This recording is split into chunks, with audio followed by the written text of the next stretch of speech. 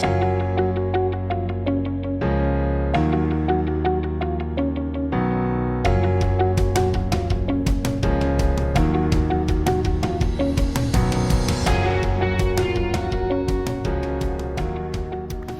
Mount Hope, thanks so much for joining me for our final episode in our Cabin Chat series. Hey, listen, it's been a long haul, I know. Many of you have been watching every episode, and I just want to say thank you for doing that.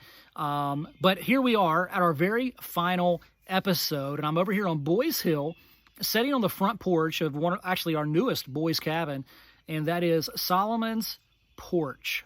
Now, I wasn't here when, as far as in a camp director position, when this cabin was built. But my guess is the name has something to do with the nice porch that's on the front of it. Solomon's Porch is the name of our cabin. And that name actually stems from the name of two porches associated with the temple in Jerusalem.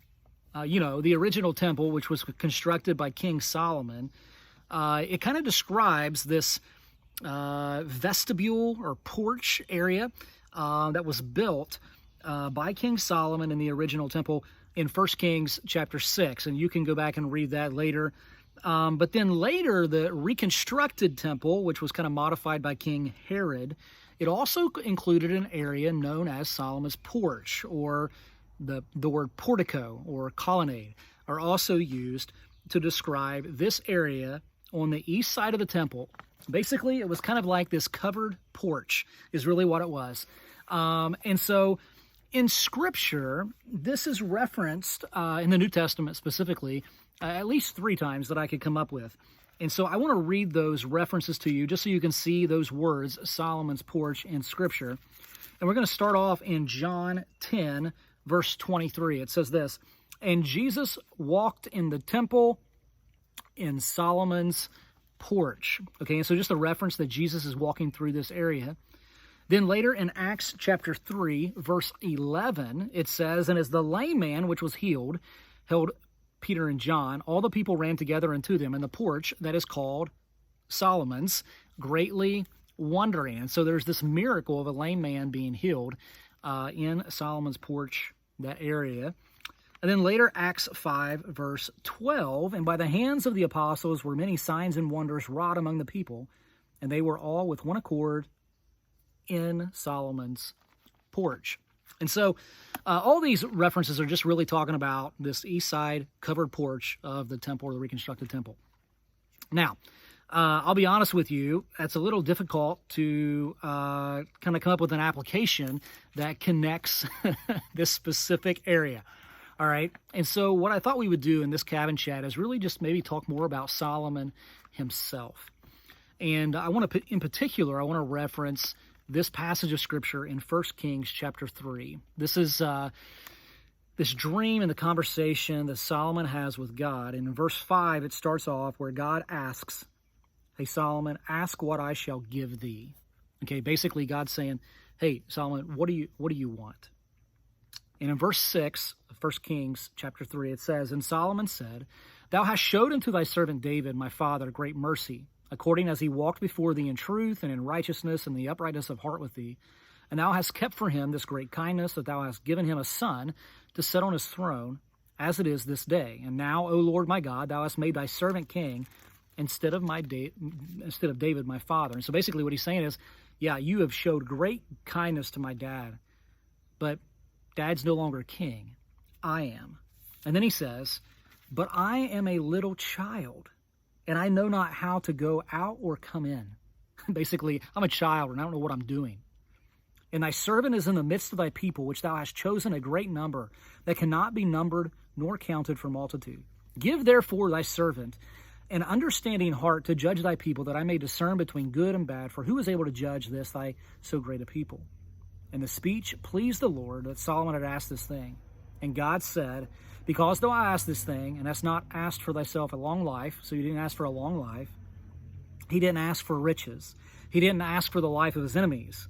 "Because thou hast asked for this, behold, I have done according to thy words," is what verse 12 says.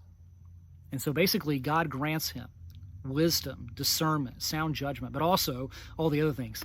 that he didn't ask for, God granted him those as well. And so this wisdom that Solomon asked for carried him through, and actually it's what he's known for, as being one of the wisest men ever to live. In fact, one of my favorite stories of Solomon is where he is, it's actually in the same chapter, where there are two women, two prostitutes.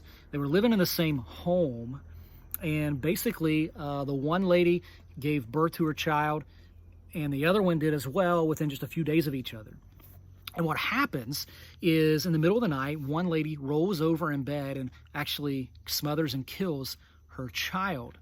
And so she realizes what happened, and so she decides she's going to kind of do a little switcheroo, and she grabs the other lady's child as her own, puts her dead child in bed with her, and then they have this big problem, this big issue. They're accusing each other of who's the real mother of the living child. And so they bring this issue to Solomon. Okay, and that's where the king, in verse 24, this same chapter says, and the king said, "Bring me a sword."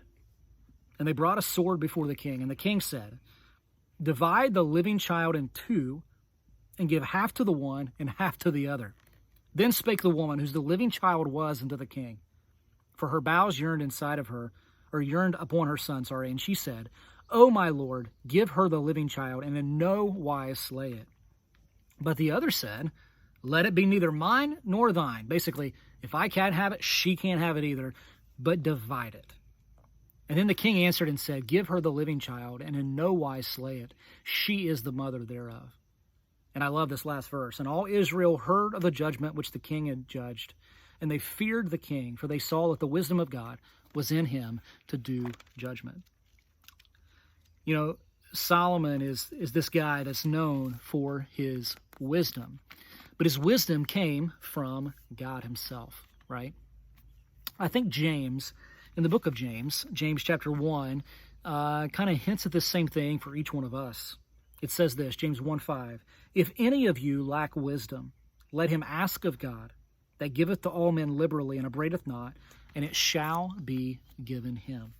And so my challenge as we're finishing up this last cabin chat, sitting here on the porch of Solomon's porch, it's a reminder to me of Solomon. And if any of us lack wisdom, I mean, Solomon was in this position as a young child, leading a great large number of people, and concerned about how he was going to discern right from wrong, making the best sound judgment and best decisions in moments like with the two women. I'm sure many of you are probably, you have those moments where you need great discernment. You need to know what's the best decision here. Well, Scripture teaches us, y'all, that if any of us lack wisdom, let him ask of God. And so today, my challenge to you is seek godly wisdom.